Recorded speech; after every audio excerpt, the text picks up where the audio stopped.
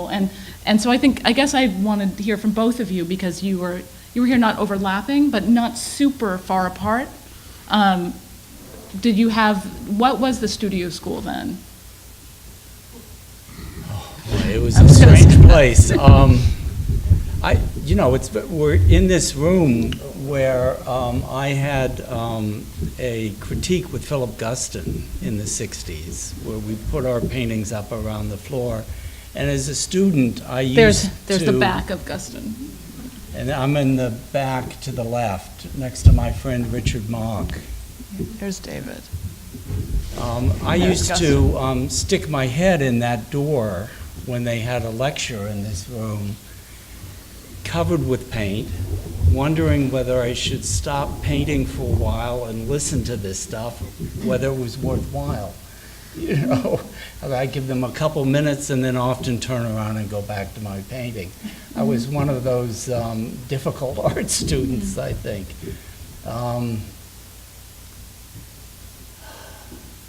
For me, it opened my eyes to what painting could be. I especially studied with Milton Resnick. I learned a lot from Morton Feldman, and it was a whole new world for me.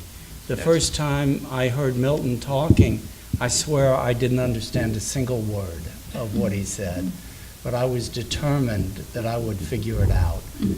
And I started meeting with him and talking privately.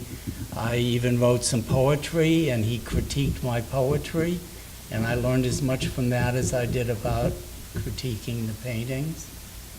And slowly I began to understand things, and it opened a whole world to me.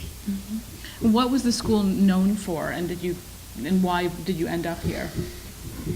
I was a student at Reed College, and I heard about the school through a mailing that they had sent out saying it was started by students. It was a breakaway school with students from Pratt, and I liked the idea that students had founded their own school and that they wanted to bring in artists that they respected, to teach them, and not have classes, but just be able to work on their work and be able to talk to painters they respected. And I thought that was the right way to learn about art. I hated the idea of classes, learning technique. I wanted to be painting and then learn things myself. And were you uncomfortable being in a school? Was it weird and disjunctive to be in a school with all painters, but then be running around looking at work that was in all different media? No, I think they brought people from other media to the school, and certainly Feldman was a musician. There was some openness to that, I would think. Yeah, it was the lecture program here has, I think, I can't speak. It was very open at the time and impressive. Mercedes knew everyone in the New York art world, and for her the lecture program was extremely important. So we had all kinds of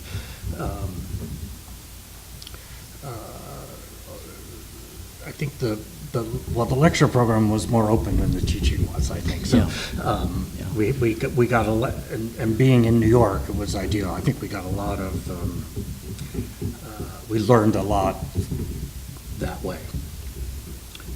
It was not just painters by any means. Yeah, I think that's very true, and always trying to get out and think about bigger ideas in connection with painting, both the visiting artists that were painters and other visiting artists. They wanted to talk about writers, other kinds of art, not just about painting itself.